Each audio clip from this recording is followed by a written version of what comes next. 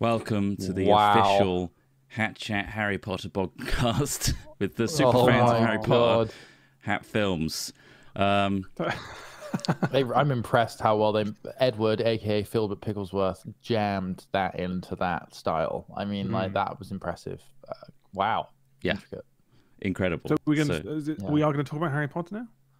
Well, I guess we have to. This is the opening. There is right actually after the some news intros about Harry Potter. I can tell you about later. Oh, yes. Save it. Yeah. Save it for the news section. Okay. Welcome it's an early... Yeah, go on. Sorry, Trott. Episode 84. Let's just get this out of the way. Episode 84 of the Hat Chat podcast. We're your hosts, Chris Trott. Ross Hornby. Alex Smith. Wow. It's really early. It's 11 o'clock. Earlier than normal. It was when you cut off there. It wasn't a gap in the internet time or ping. It was just my brain. Yeah. Just registering what you were saying just then.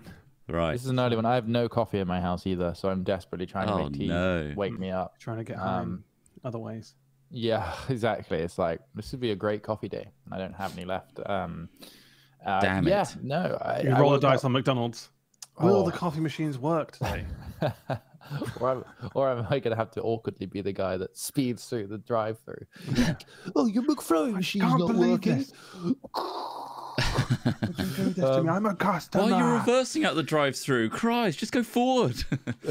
This is disgusting. I can't believe it's your McDonald's. You don't have any milkshakes. It's disgusting. There's a man smashing the front windows. I'm not sure why. Something to do with coffee. Really annoyed about the coffee machine. That is annoying, though.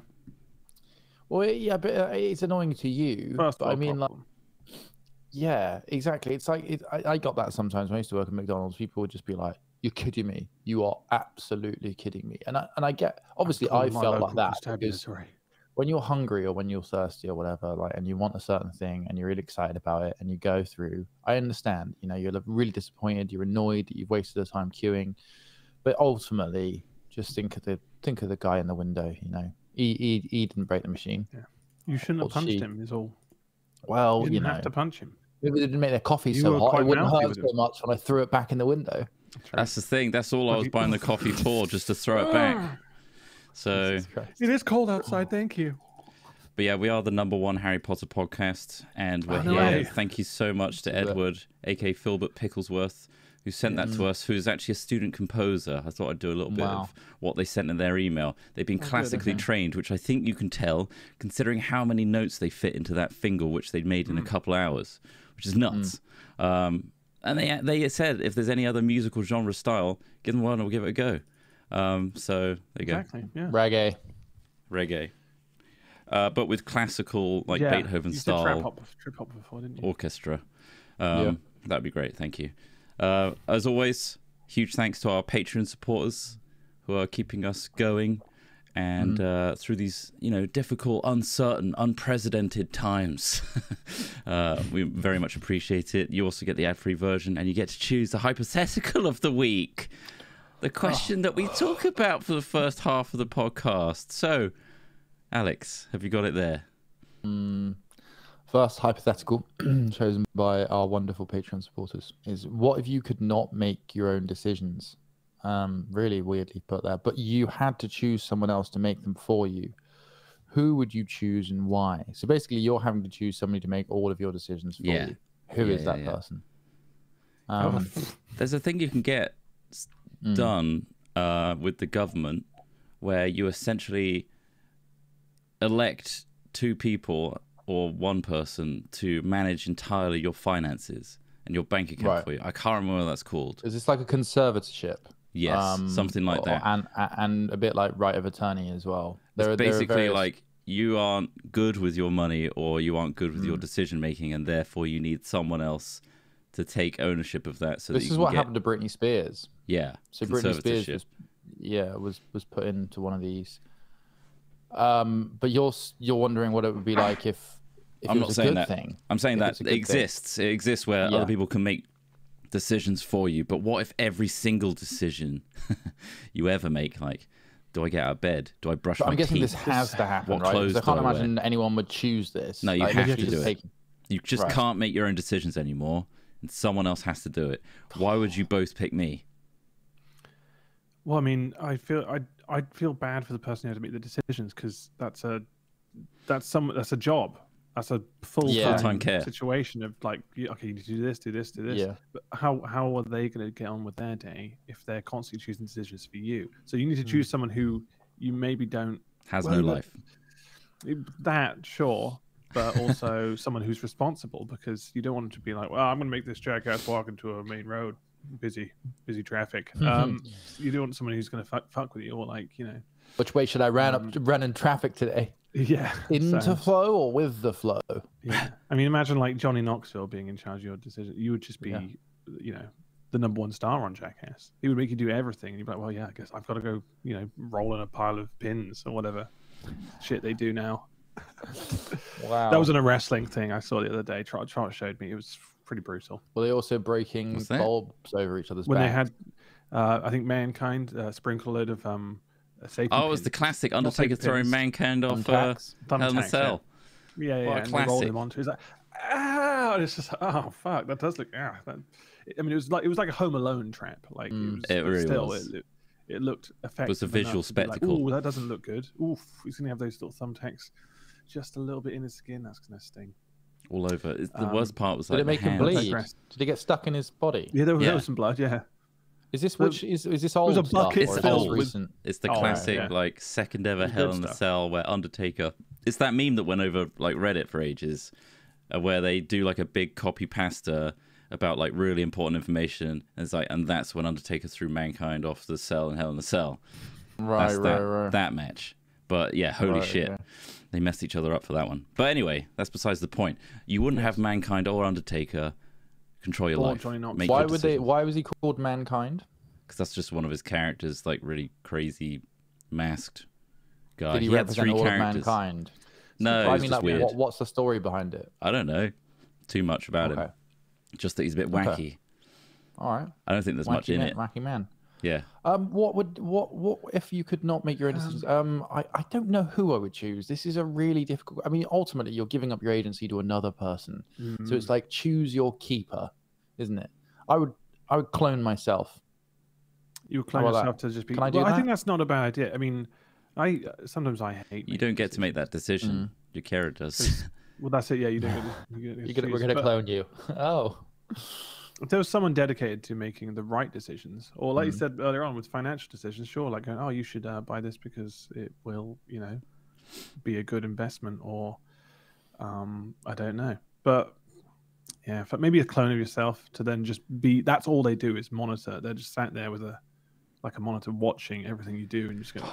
I think I pick someone like Craig because he works with us already, and he could just like make me make content just by asking me to.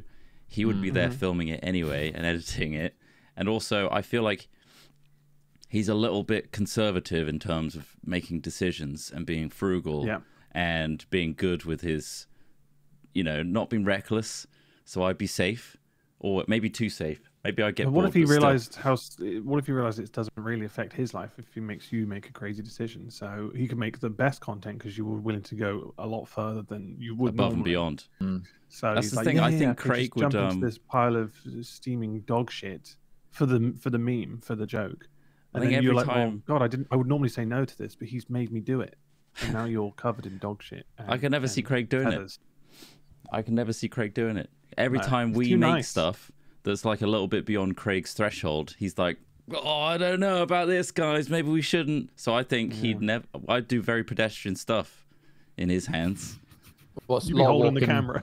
A lot of walking. Just enjoying life. And here I am enjoying this tree today. Nice tree. No, I do sketches and stuff, I imagine. Yeah. Like funny sketches with dad jokes littered throughout.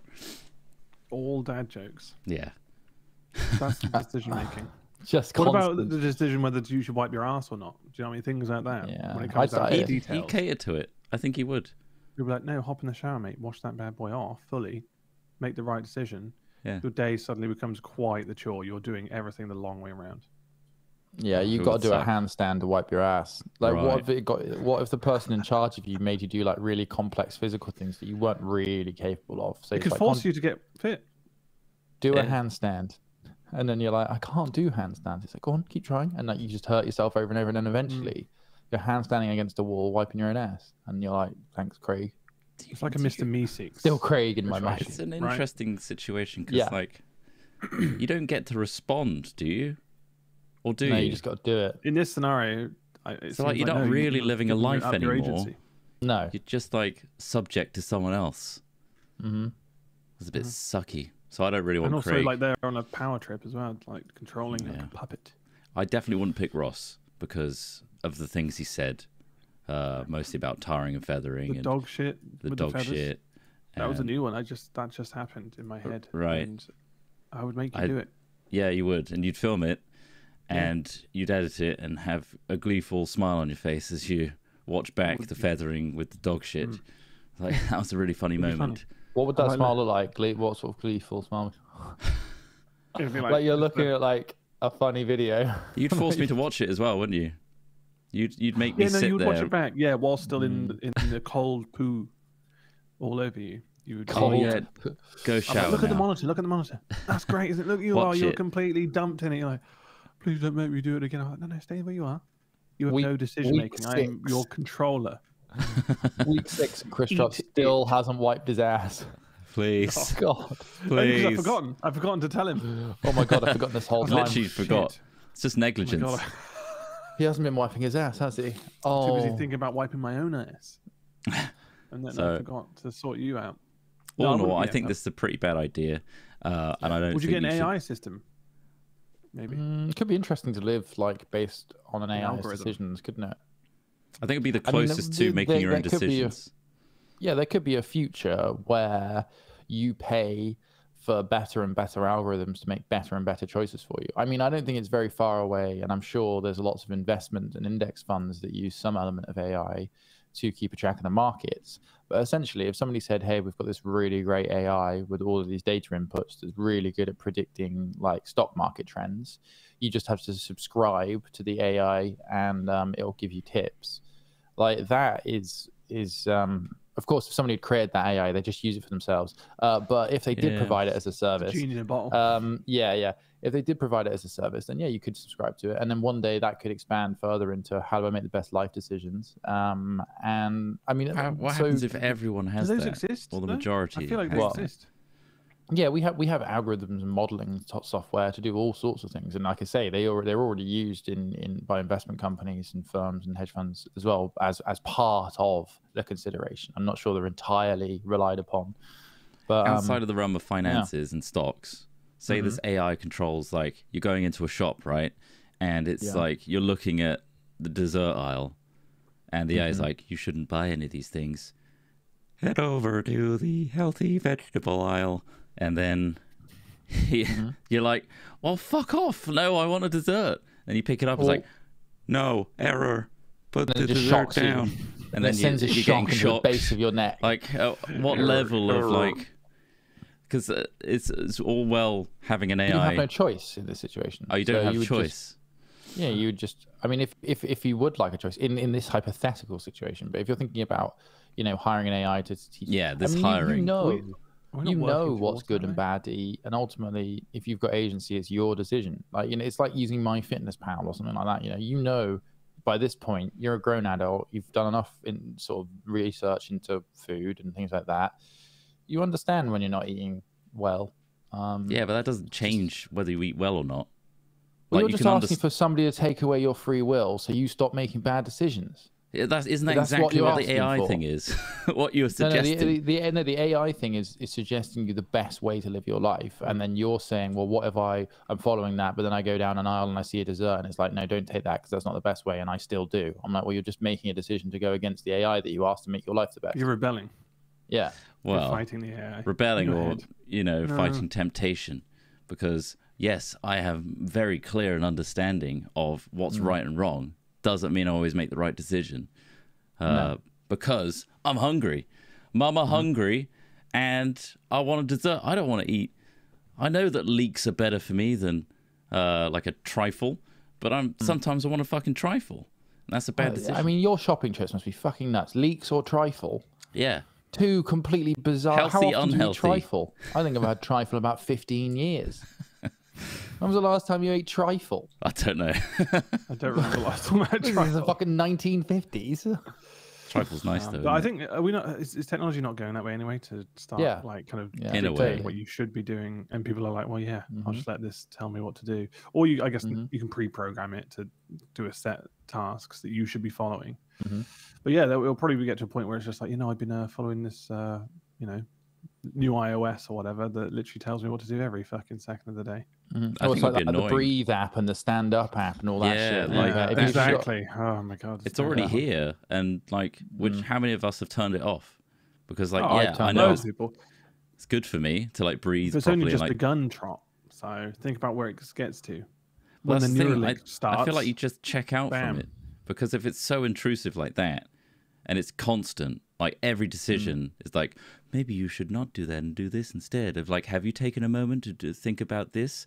It's like, fuck off, I'm doing something else. Like, this is not what I'm into right now. And you just turn it off. But I picture that being like in the future. Like if you they put those camera in your eyes or whatever, and the Neuralink thing. So you've basically got a UI system that would be all like basically what's inside the Iron Man's mask. You'll be walking down the aisle and it'll just basically just like have a little green light next to something it suggests for you, or maybe a recipe suggestion. And I imagine that's where you start like making decisions based on an algorithm and based on a piece of tech. So then that will be doing the job for you, and you'll be like, well, we are doing it now, but I'm just saying, like in the future, I imagine that's going to be 10 times what it is now. Oh yeah, I think decisions will be made. So instead of you, this is calculating the correct thing, so I'm doing it. It's basically taking out that extra step that we're doing right now, which is essentially when you come to cook, you Google the best recipe, and you're looking through the search engine for like what's got the highest ratings and stuff. That AI is essentially skimming that all for you, scraping like based on like your previous preferences and also the amalgamated research on reviews, and this seems like the best worded article without 2 paragraphs of fluff of story about how they developed it with their grandparent. This is the great recipe for you. So it's basically taking all that work out, essentially, of you using Google, which removes the idea of choice as well, because it's like, well, this is the decision you would have made based on like our AI. You don't get really, and like you would start using it, right? Because it's easier. And therefore, well, yeah, I mean, it's a double-edged sword, isn't it? Because like ultimately, yeah, you could perhaps choose the calculated best outcomes for you for your particular set of desires. However, the more you adhere to that AI, the less free will you have, and ultimately you're just trusting, exactly, that it has your best interests at heart and that it will end well. And we don't have a huge amount of evidence to suggest that that does actually end well, because social media hasn't gone that well in terms of helping humanity. Really, no, it hasn't. I mean, and also like AI is based on input, right? Data, information, and it learns through changes. Whereas if you just adhere to it over time, the AI is not getting any better necessarily. You're just like agreeing to the things that it gives you straight away. So you're not giving it any new info. It's like, oh, interesting, you made a unique decision there. I'll update the AI neural network to accommodate your new thought patterns and decision making. Whereas if you just like, it's like WALL-E. Have you seen WALL-E recently? Where they're literally on the little pods and they're not even moving. They're just like being guided around. Consumers. And then it's like, on screen, everything changes. Like the blue slushies are now red, and everyone's turns red. It's like, oh, and they start drinking it.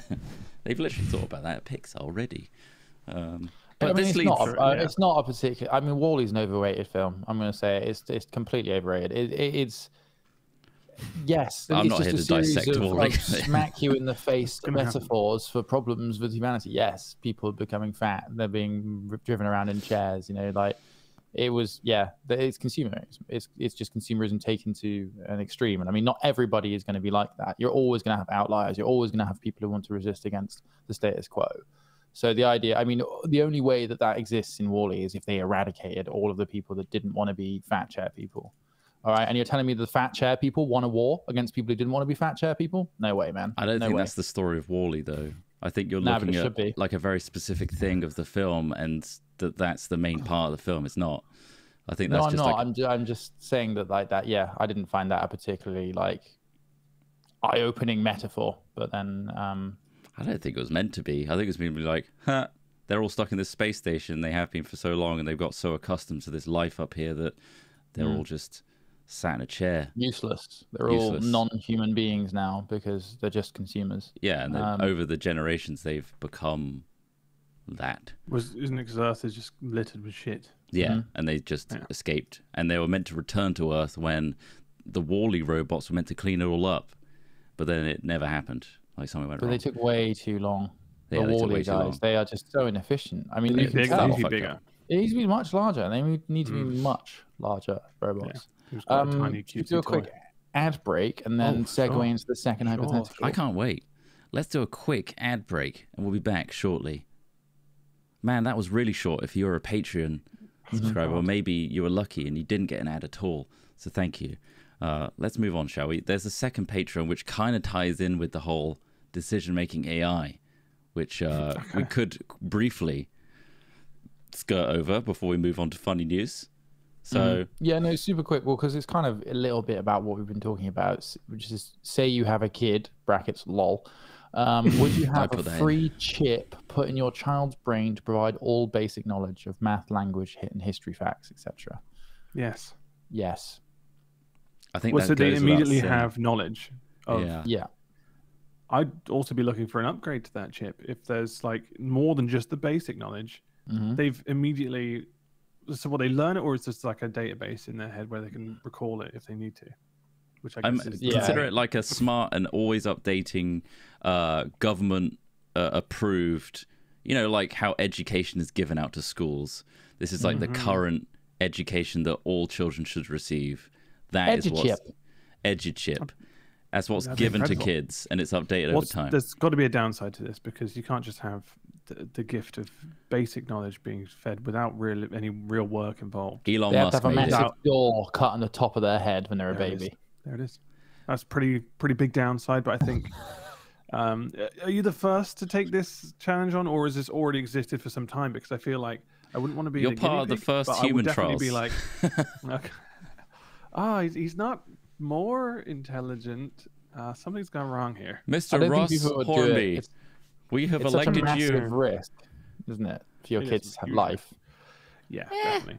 And also, if it was, I wouldn't do it if it's like a Jeff Bezos, Richard Branson, Elon Musk pipe dream, because I think it's dangerous. Be someone's pipe dream. Well, yeah, or but you mean a faceless corporation instead, which is that even better? I mean, I don't want to go down the capitalist rant route. Sure. However, this is the problem we're living right now, is the people that are trying, I put in quote marks, progressive and making waves in technological feats, such as Neuralink, are in the hands of megalomaniacs who are essentially in control of their own private trials, which aren't approved by any sort of body. They're a private company that are allowed to do private secret things, and they're releasing that to the mass public. That's okay? Like, where are the sanctions there? Where is like the science approved shit that like goes through, the usual checks like a vaccine would? They still would have to. Something involving kids. This would take like years and years to get approval. But it's still kind of scary that it's the head of it is a person that makes tweets like he does. But does it and does it for money. Yeah. And does and it also for money, yeah. Yeah. And some governments might not want you being smart from the get-go. Smarter than them. I had to work to get my knowledge, and they're just getting straight away. What's going on? I think ultimately, like, as much as Musk uses his platform to say, like, I want us to be an interplanetary species, a multiplanet species, and I think we want to solve, Parkinson's and other degenerative diseases by our Neuralink. I think that's all marketing bullshit, and ultimately he just cares about his bottom line. Like, he wants to be the guy that's like known for making these massive breakthroughs and be the richest guy doing it, rather than he doesn't actually care about the individual, I don't think. And I think he would monetize the Neuralink where possible, and that would be scary. So, well, especially if you once you've had it installed, you've had it installed. This is the issue with this: is if you started installing lizard chips into kids' heads, it's like, you know, you could have an army on your hands. They could change the software, and suddenly, bam, they're all just. And is it going to be worth it? I suppose. Like if somebody put a chip in my head that allowed me to fly, I'd be like, right, that's a pretty big upgrade. But like, fucking hell, like how does that learn work? How to pilot or physically fly like Superman? It just turns like out I had to think about it. Now I can fly. It's all just subjective, guys. It turns out we needed chips to allow us to manipulate our own simulation. Oh shit! But like, it's a hack chip. Yeah, but like, yeah, for sure. Because you just imagine like 10 years down the line, like you've got the chip from 2020, and it's now 2030, and they're like, because it's like in the game Deus Ex. There's the original ones. There was people who got the mods quite early on, versus people who are getting new mods later on in their development, and the new mods are much less obvious. You know, they're a much more elegant design, whilst the earlier mods were very like just bolting something like Borg style, like, you know, sticking stuff to the front of your head.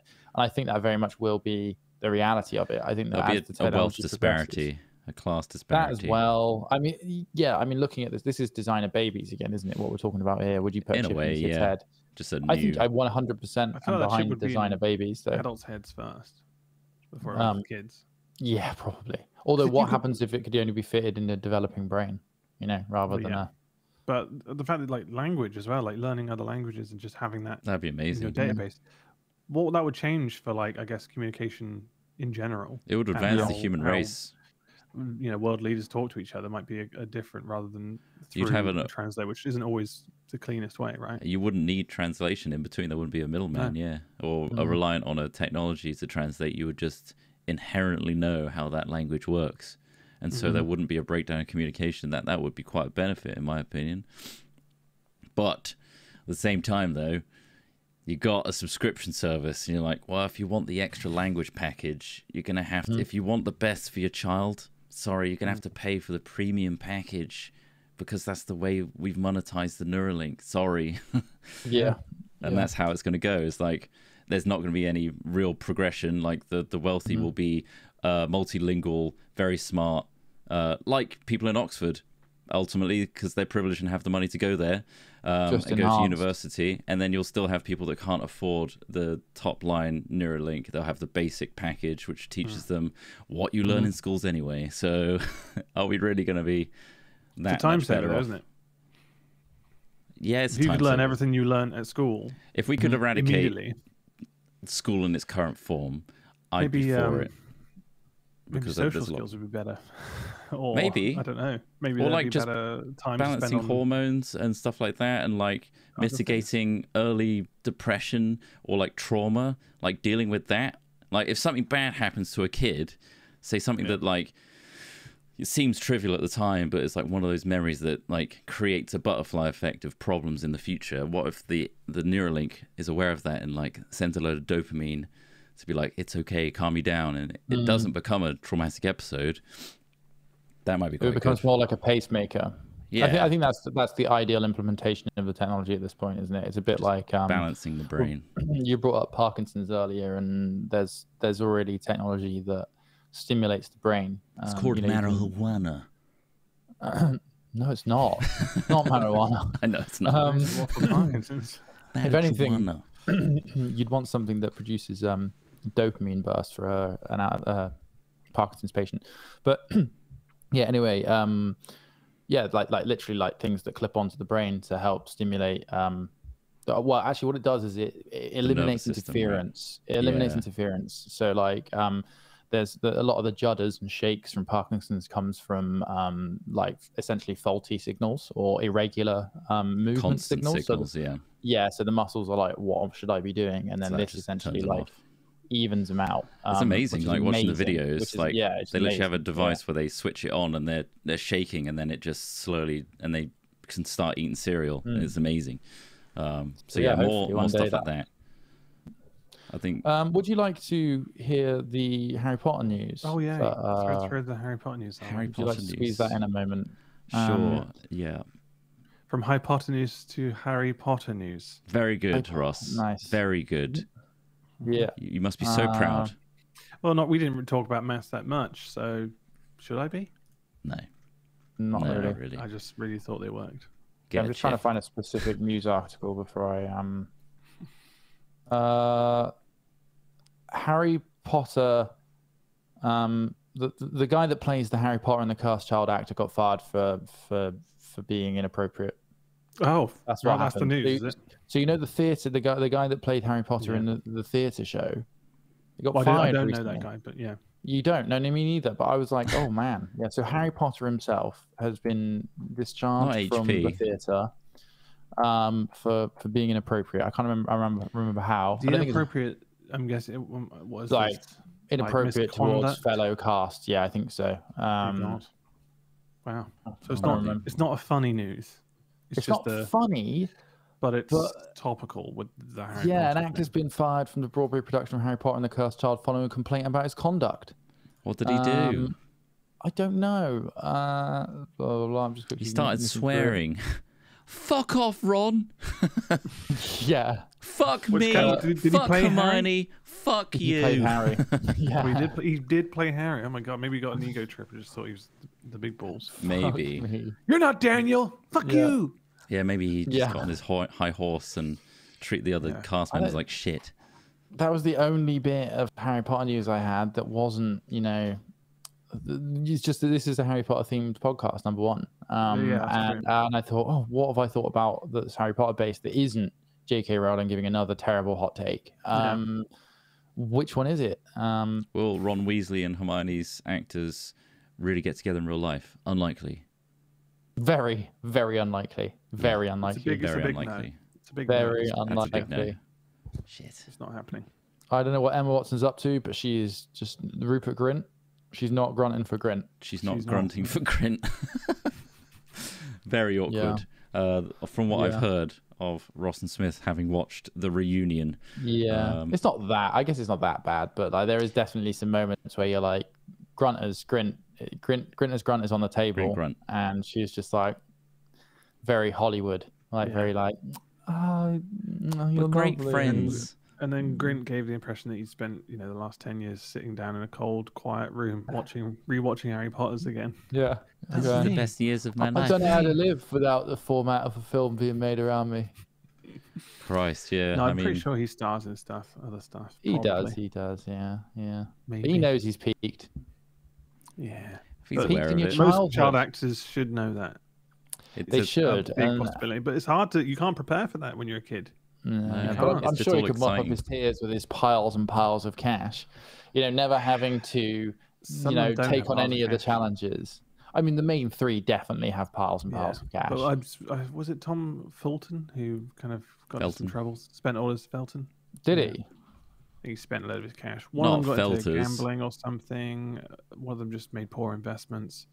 Right. And it's like, wow, I was relying on that Harry Potter money. Who's that?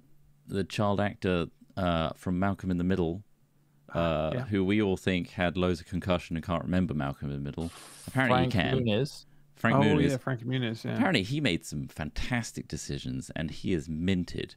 Like, good for him. His family told him to invest it and not touch it for a long time. I think that was a child trust anyway, where you can't actually access the money after a certain period because kids shouldn't have that much money according to certain laws. But then anyway, he started buying property and shit in really up and coming big areas in America, which then became massively gentrified, and he earned a ton of money. I was listening to Steve-O.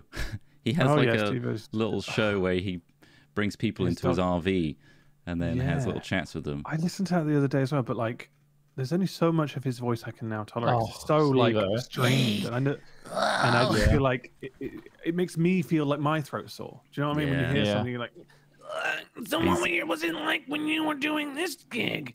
It's just like, oh man, I just want to clear your throat or something. I know obviously you can't help it, but it just makes me feel like he's tortured his voice. I don't know why that is. Through drug abuse. That before. But he's come around the other side. He's a very well-rounded gent. He's actually quite a good host. He seems very interested in the people he brings on, which is better than Joe Rogan. Don't listen to that asshole. Frankie Muniz has several accolades here. So actor, film producer, race car driver, musician, voice actor, drummer, screenwriter, television producer, and he's apparently worth a net worth of 30 mil. So, I think like the people around him, he had Bryan Cranston as well. I mean, on set. If that's not like an amazing father figure to have on set, holy shit. Yeah, I think he had his fair share of like kind of, public meltdowns as well, though. Who? Bryan? Yeah, I feel like that has been a thing in the past. Well, it's come out that he's had like concussions. He's clearly doing all right now, so fair play. Yeah, he came around and he's got a load of money, so good on him. Any other funny news? Well, this isn't necessarily funny news, but it surprised me because I actually watched this recently. So, Fight Club was recently released in China on one of the streaming services, and they didn't like the ending of Fight Club. And if you're familiar with the ending, I mean, it's a massive spoiler. I don't want to spoil anything, but basically, they completely changed the ending to have like a really happy ending where the police win. Okay, so that's all I'll say. And it's just like, it's very strange that they've gone to those lengths to actually re-edit it. And I'd like to see this entire version. Purpose of the story. It does, yeah. But obviously, China doesn't want any anti-establishment kind of themes, sentiment, I guess, in the content. So they've changed the end of the movie. God, imagine brainwashing an entire nation of people. I mean, I know that there's probably many skeptics in China still, but like, when you're like, right, we need to make sure that they know that they can't win. Yeah.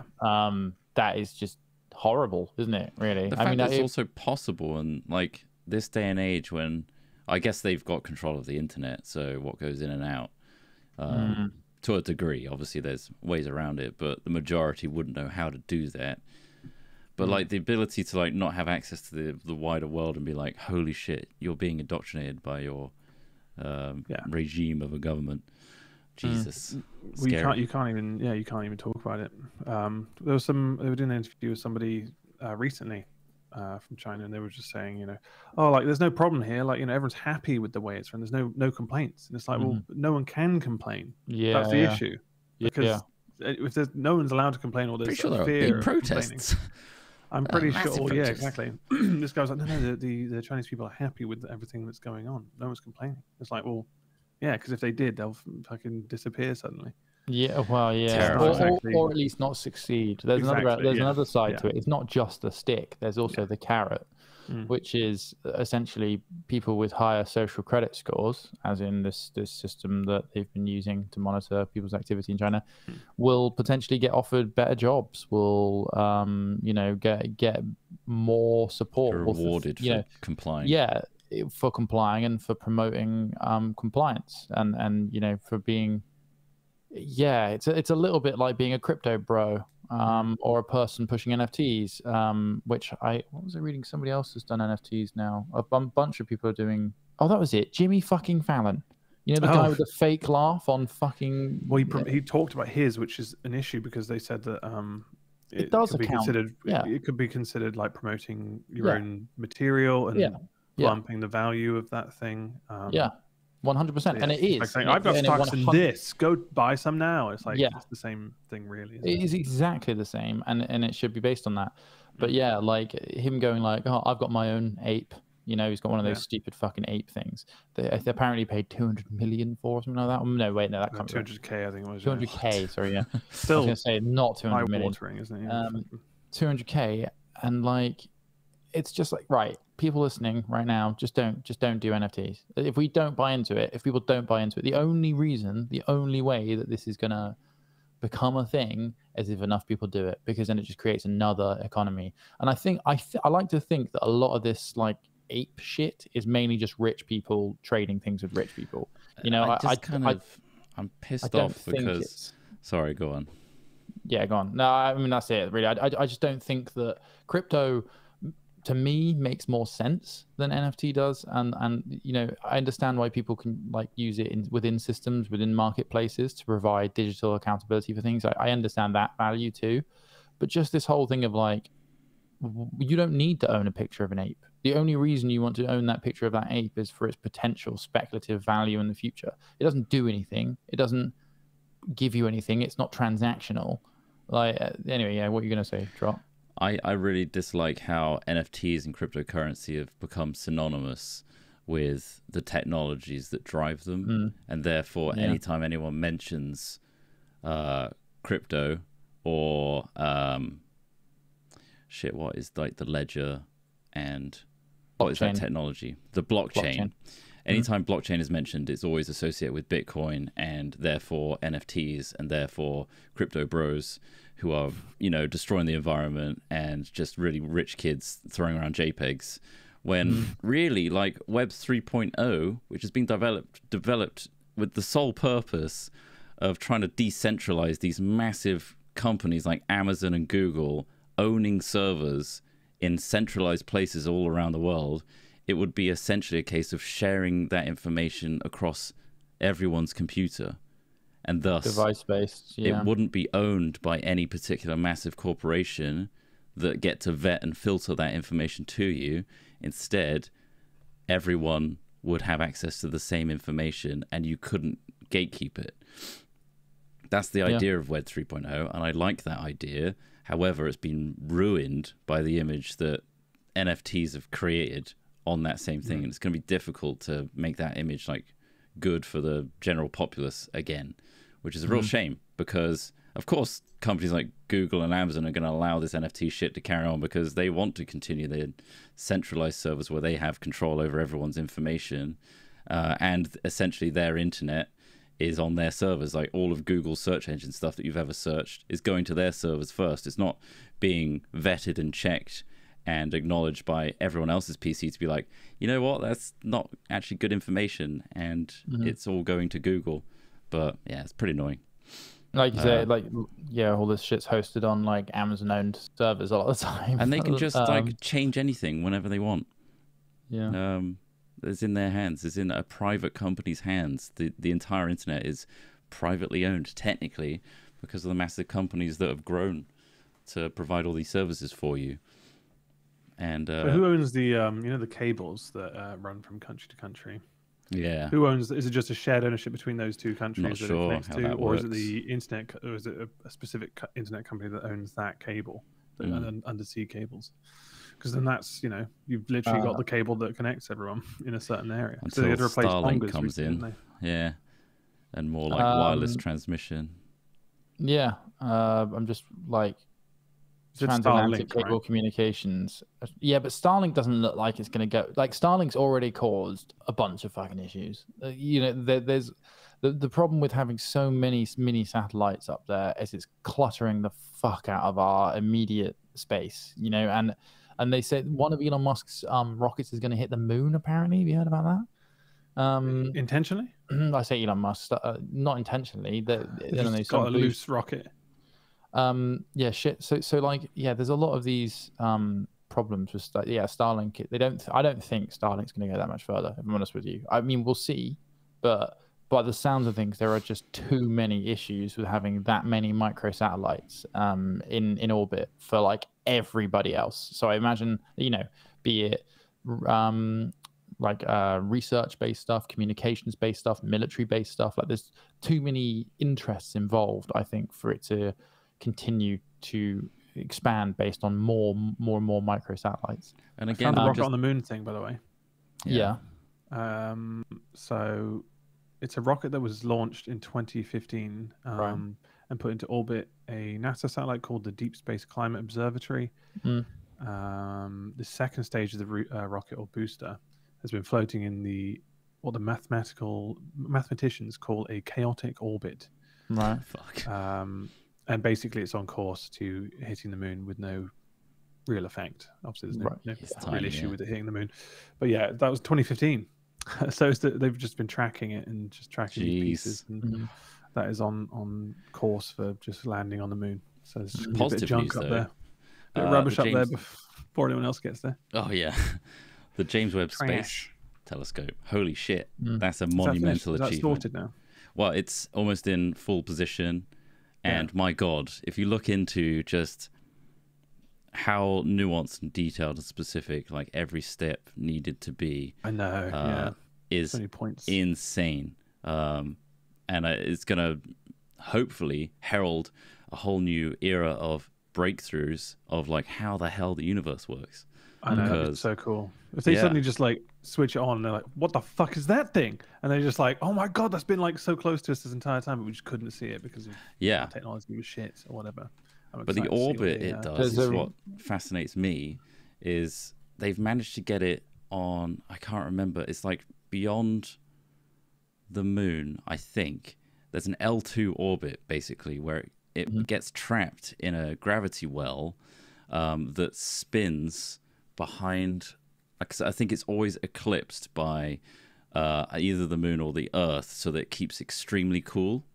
And it's managed to find an orbit that not only goes around but also like rotates in itself. So it's always it's at the Lagrange point Lagrange point 2. It's incredible. Like if you look at that and how they managed to just place it there, it's incredible. Yeah, there's so many. Yeah, exactly. Orbital mechanics and all that sort of stuff. I think is what that is based on orbital mechanics. But absolutely, yeah. If you go on, if you search, if you're interested, where is Webb? And then there's a NASA website that's just got lots of different things. It's about 5 days out from being at its like perfect distance from Earth. Very close, yeah, and hopefully we'll see some crazy shit. I mean, imagine if we discovered life on another planet. Imagine how cool that would be, regardless of what it is. It gets to see the beginnings of the universe because of its position and the blue shift or red shift. It goes beyond the point that the Hubble was able to go, and would pick up the light signals from early in our universe, which is nuts. But if you look at the hot side and cold side of the telescope, it just shows how amazing the technology is. On the hot side, it's like 130 Fahrenheit. And on the cold side, it's minus 348. It's crazy. Jeez. And that's the part that needs to be extremely cool for all the really intricate technologies to work, the sensors, which is awesome. That's cool. There's also been a major breakthrough in using a cutting-edge laser to bring fusion energy closer than ever. God damn. So fusion energy is the sustained reaction, essentially, from, I think in this case they're using hydrogen molecules, but it's essentially splitting the atom, I suppose you'd call it. But it's a self-sustaining reaction. So once the initial energy is inputted, we generate ridiculous amounts of energy like that in the center of our sun, over and over and over again. And an advanced laser lab, where was it? National Ignition Facility.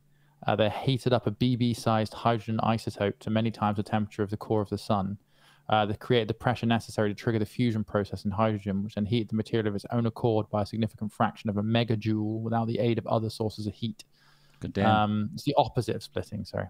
Right. Fusing, yeah, makes sense. But I mean, again, it's just another step. I mean, we've been making progress towards this version of energy production for decades now, and it's getting closer and closer. I mean, something like and the James Webb Telescope might help us to understand more things about it. The Large Hadron Collider was one of those technologies. Yeah. This new technology might help us understand how things were formed and made better, and that might allow us to understand more things about energy generation, which may help us solve climate change, because as soon as we get the infinite energy problem sorted, we can turn off all of the fucking dirty coal and things like that. What could also help calculate climate change fixes? Quantum computers. Apparently there's a massive breakthrough in the ability to mass produce quantum computers now. So I don't know the details, but apparently they've solved an issue where it was very difficult for quantum computers to be mass produced. And it makes it much more likely that we'll have something called the digital apocalypse, where the singularity power of quantum computers allows us to decrypt anything. So most privacy and most transactional technology on the internet is based on encryption, making them secure, right? So be it banking, or be it your iCloud, or all those pictures of your penis you've got hidden somewhere or another, all of that thing will be crackable in seconds using quantum computing. So they're like, shit, that's the problem. Quantum security before we have quantum computers. The first thing they try and make. Shit. Yeah. Well, that's all that to look forward to in our not too distant future, hopefully. We'll see. Christ. Maybe back up all your private information onto hardware. of some kind and get it off the internet. Get off the clouds. Get off the clouds. Empty your clouds. Clear them out. Get your clouds out. The clouds are emptying suddenly. And that's about it for the podcast today. We've once again gone past our loosey-goosey 40 minutes. We always want to do a little bit more and wrap up the conversations where possible. So, we'll call it there for the Harry Potter podcast. I hope you got your Harry Potter fix of the week. Number one. Raise your wands with us. Raise your wands, everybody. And let us know which house you're in. Out of here. Yeah. Good luck finding your Patronums and all that. Yeah. And thanks again to Edward, a.k.a. Philbert Picklesworth, who will sound us out with the complete tune that they created to round off the theme of Harry Potter. And we'll be here next week. Sounding.